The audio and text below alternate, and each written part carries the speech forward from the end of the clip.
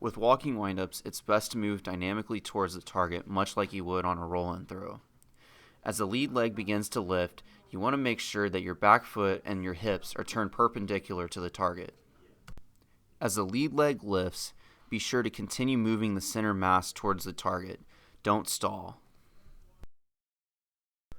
About the time that front foot strike occurs is when the glove should start pulling to create positive disconnection.